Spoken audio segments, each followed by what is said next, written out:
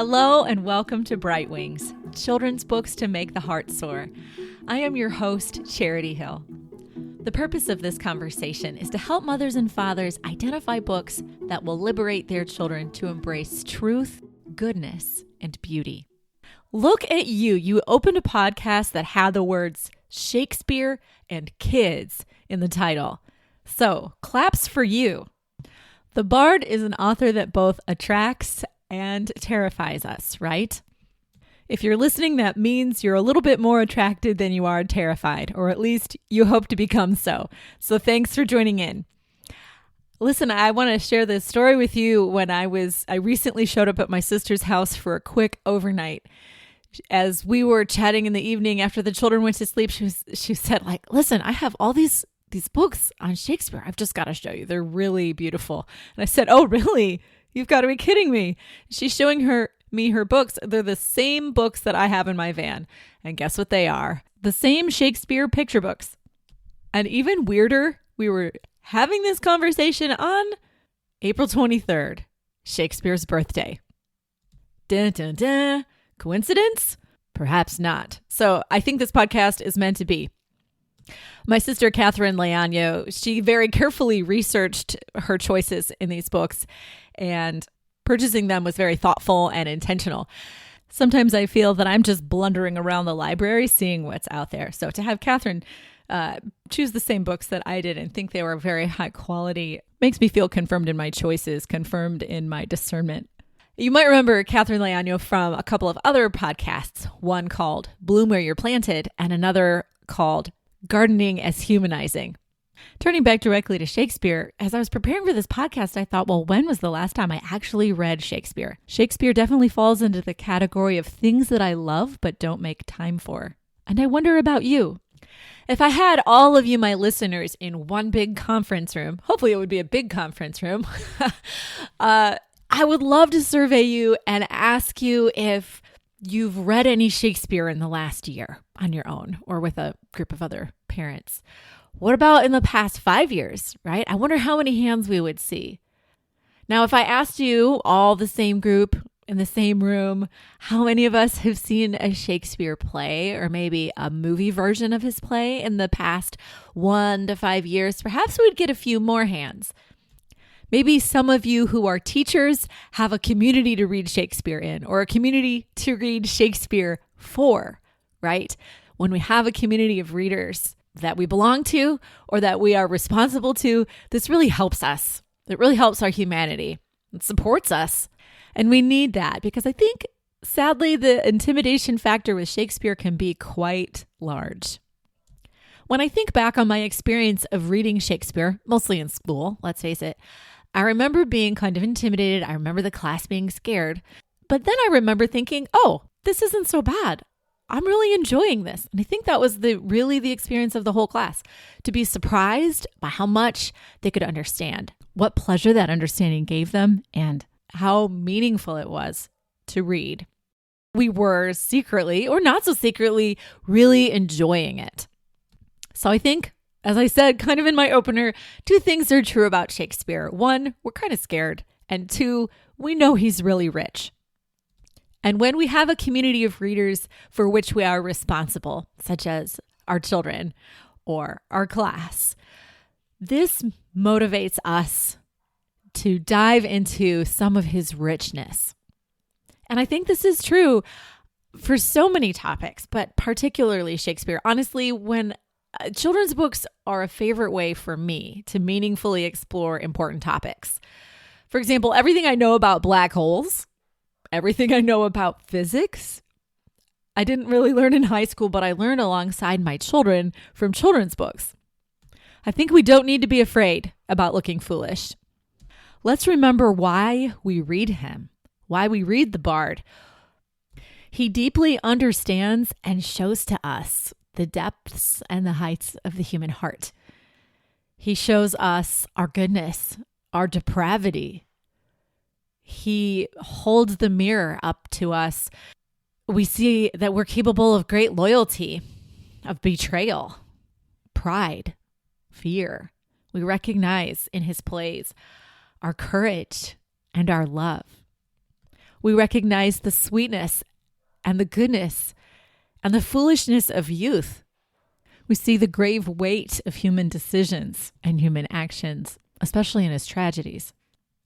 And just as Shakespeare presents the whole panoply of the human condition, the human heart, the full range of virtue and vice, his plays too were written for the whole panoply of the human audience. So rich and poor, people of all classes, people of all trades. As Shakespeare composed his plays, he had in mind the half-drunk or the all-drunk groundlings, as well as the saints and the academics in the audience. Shakespeare wanted his plays to be accessible to all, and seeing his plays live can just blow your mind. It absolutely blew my mind when I saw his plays live. It woke up my wits. I understood tricky dialogue so much better when it was spoken as a conversation. Dialogue interpreted by the actors is really living dialogue. You could see the character development. So, throwing aside literature a second, my greatest recommendation if you have kids younger than high school and you want to explore Shakespeare, take them, if you can, to a high school's production of a Shakespeare play. Or if you can't do that, maybe you can find a Shakespeare in the park, bring the bug spray, and lots of wonderful snacks. See how long your kids can last. See what they can do. They might surprise you. I mean, once upon a time, we went to a very small production of Midsummer Night's Dream with, I think, our children were 9, 6, and the twins were 3. The twins did not stay seated, but it didn't matter because we were outside. I think they had chocolate chip on their face by the end of the play. But everyone was very happy, Mama included. So maybe you can add that to your list of fun possibilities for the summer. But if you're not quite there yet, where should you start? One of the best books that I've found for piquing interest in Shakespeare is a book called Will's Words: How William Shakespeare Changed the Way You Talk, by Jane Sutcliffe, illustrated by John Shelley. It demonstrates how the words that William Shakespeare collected and wove into his plays permeate our language to such an extent that we can hardly speak English of more than a few sentences without repeating something that William Shakespeare has given us. So the author Sutcliffe will give us a scroll where a phrase from a play is used, such as, "for goodness sake." She explains to us what it means, and she tells us from what play it comes from, and she tells us how we use it today, if the meaning is different from how Shakespeare used it. So this is so fun and attention-getting. Check out the phrases, such as, okay, so for goodness sake, what's done is done. Too much of a good thing. Even the word outbreak. Excitement. Of a sudden. Wild goose chase. The word fashionable. Money's worth. Hurry. With bated breath. A sorry sight. Heart's content. Well behaved. Send someone packing. Love letter. Laugh oneself into stitches. Foul play. Make your hair stand on end. I could go on. It's just so fun. It's so fun. I love words and I love exploring where they came from and how we use them. And it's a book that would interest and surprise your children. Plus, the illustrations are great. They're part old style art and part cartoon. Next, I want to tell you about some marvelous retellings of Shakespeare's plays. And I want to explain to you that I think this is totally legit, that I think I wouldn't want to even call them abridged versions. I want to think of them as retellings because the originals are plays. And what I want to be able to give my children is when they say, "Oh, what's Macbeth about?" We can turn to a beautifully done, beautifully illustrated, age-appropriate picture book. Typically, I don't really favor abridged versions, but when it comes to Shakespeare, the need to overcome the intimidation factor is so great. Plus, you can never really exhaust the meaning of Shakespeare. So a retelling, I think, is fine, is good, is a great place to begin. Besides, not only is it rather impossible to exhaust Shakespeare's meaning, but there are so many rich interpretations, rich ways of staging Shakespeare that add meaning, that add perspective, that grant insight. And so I see these retellings for children as being a kind of faithful creativity to the bard.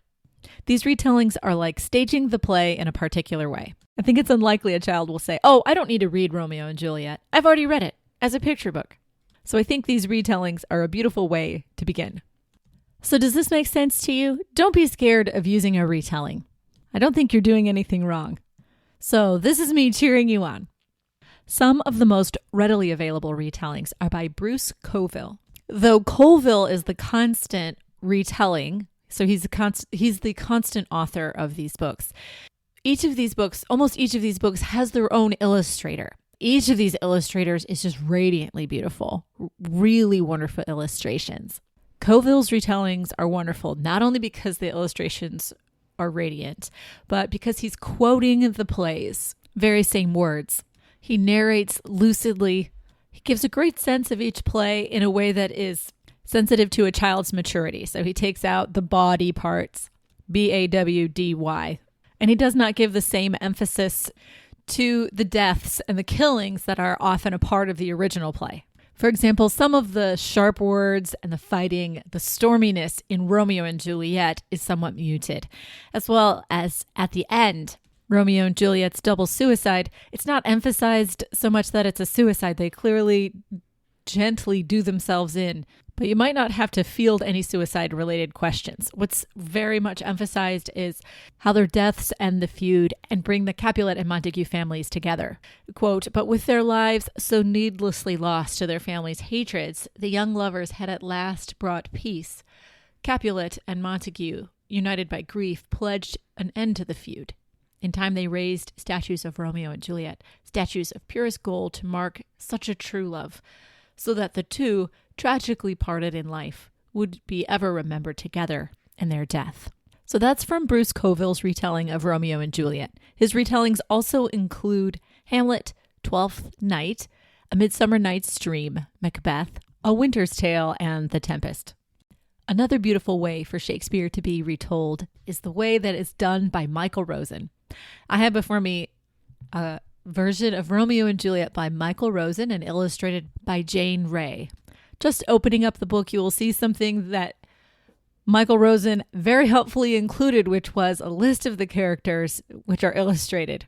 I wish such a thing had been included in the Coville versions. Rosen does things a little differently. He slightly narrates and quotes large parts of the play. But even in his narrative portions, he's quoting the play as well. They stand out from the rest of the paragraph because they're in bold. Also on the side, running alongside of the main body of the text, he defines certain words. So the formatting of the text reads downward almost like reading the original. Rosen's telling is much more dramatic, however, and the illustrations which accompany such a telling are necessarily more graphic. More harsh words are used and directly quoted, and the death scenes definitely are depicted with some blood. Sorry to say, as far as I can tell, he only wrote the one. He only wrote Romeo and Juliet. However, he did write one on the life of Shakespeare called Shakespeare, His Work and His World by Michael Rosen, and it's illustrated by the wonderful Robert Ingpen. In this book, not only does he give us information on the life of Shakespeare, but towards the back of the book, he helps us think about the certain scenes from plays. He gives an excerpt and then helps us unpack the meaning. He looks closely at 4 of them, from A Midsummer Night's Dream, Macbeth, King Lear, and The Tempest. Then he goes on and talks about how Shakespeare is able to make us feel the experiences of the character, and so he examines Romeo and Juliet briefly to help us understand this. And nothing is better than Ingpen's illustrations. Especially, let's just say, in contrast to a couple of books on Shakespeare I found by Marsha Williams. She has 2 different volumes, each with 7 plays, and I have to say, I don't have a high regard for these 2 books. In case you're looking online for good books on Shakespeare, I would warn you away from these 2. The illustrations are so extremely busy that you can hardly figure out what to focus on. Very cartoonish, with a line or 2 underneath explaining what's going on in the picture. And then all around in the margins are little characters that say this and that about the play or about the playwright, making up their own meta-narrative about the play or around the themes of the play. I think the whole visual experience is supposed to be really cute and fun and energetic. I think that was perhaps the intention. Like I said, it's very busy. It's not what I would call detailed. I would say it's busy. So that's my thought on those two volumes by Marsha Williams. But let me move on and tell you about more good books. As I was researching for this episode, I came across Retellings of Shakespeare by Edith Nesbit.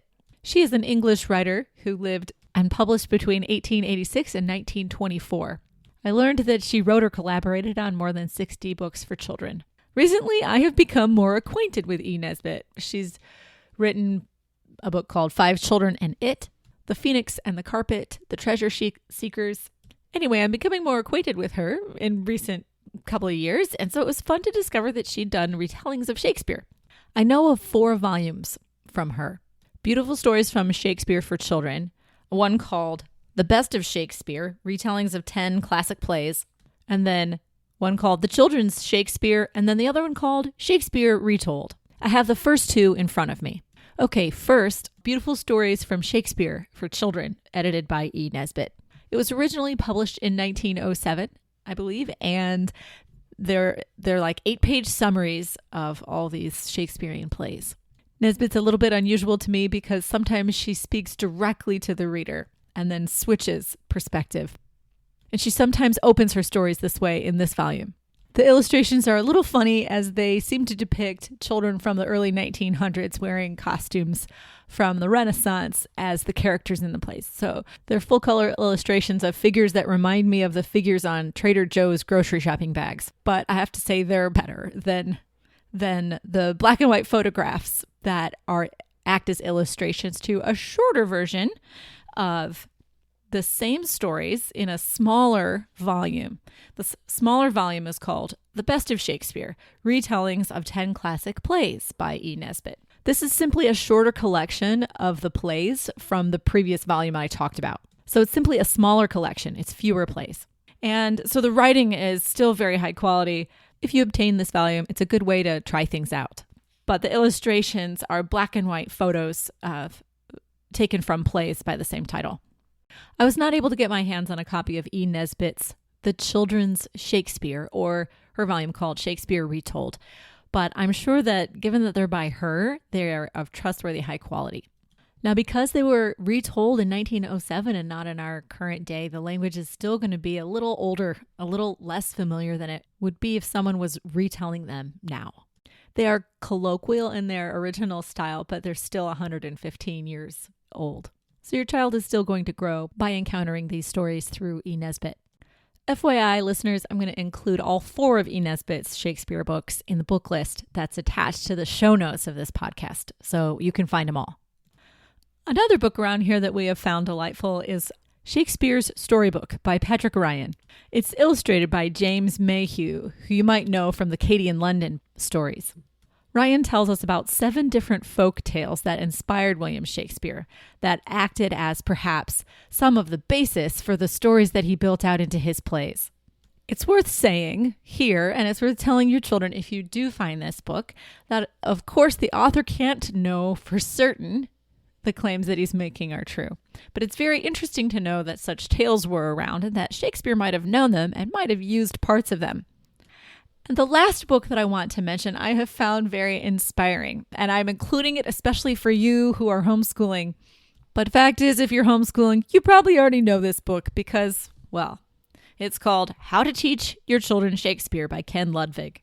It's a thick book, but don't be scared. It's really palatable. The immediate inspiration it gave me is the instructions that he gives us in the beginning about how to teach our children to memorize Shakespeare.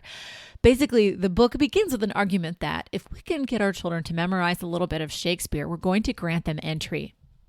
Ludwig writes, one of my goals was to expose my children to literature of such universal depth and worth that would inspire them to want to achieve great things as they march forward into maturity. I have staked my life as a writer on the proposition that the arts make a difference in how we see the world and how we conduct our lives, how we view charity to our neighbors and justice to our communities. And Shakespeare, as the greatest artist in the history of our civilization, has worlds to teach us, as long as we have the tools we need to understand him. And then Ludwig notes, from a very personal standpoint, the course of Shakespeare studies outlined in this book also provided me and my children with hundreds of hours of one-on-one time together that we would never have shared otherwise. The hours spent together have made our family stronger and more tolerant of one another. He points out, too, that it has practical purposes, being fluent in English, larger vocabularies, and being able to spout Shakespeare at any moment. Also, frankly, he says, opens doors for our children, which is what, as parents, we're always trying to do. Learning Shakespeare helps our children to engage their minds because he points out that Shakespeare's sentence structure often sounds odd to our ears. But not only that, Shakespeare asks us to think in metaphors because he's always using them. And I would like to add, things that sound terribly difficult to understand when read, if they're spoken, make so much more sense. So the words, conceal me what I am, sounds confusing when read, but when spoken, you know he's saying, disguise me, hide me. Within the first 20 pages, Ken Ludwig changed me from hesitant to hopeful. He very clearly and simply teaches us how to start memorizing Shakespeare. And that is the thing that really started to inspire me. And last but not least, a few books that I'm curious about have to do with Shakespeare and insult, how to be witty and insult people the way Shakespearean characters do. I haven't gotten my hands on any copies of these books, and I'm hesitant to buy them with my own money. And so I'm wondering if any of you out there know whether they are all just simply offensive and too cheeky, or if they actually are clever and help you to use your words in creative ways. So if any of you listeners has an idea about some of these Shakespeare insult books, let me know. My guess is that they're for the 13 plus crowd. Anyway, I'm interested. Well, I can say that I've identified as a priority an encounter between my children and Shakespeare this summer in the form of a play. So I'm definitely going to pursue that. And I'm going to see if I have the wherewithal to memorize some Shakespeare along with my children. My two eldest have been reading him in school, my 5th grader and my 8th grader. Perhaps it'll be easy to add seasoning since the kettle's already boiling. Of course, I would be remiss if I did not leave you with the bard's poetic kiss. So in closing, let me cite him to you.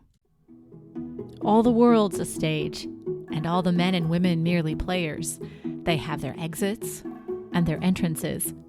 And one man in his time plays many parts, his acts being 7 ages.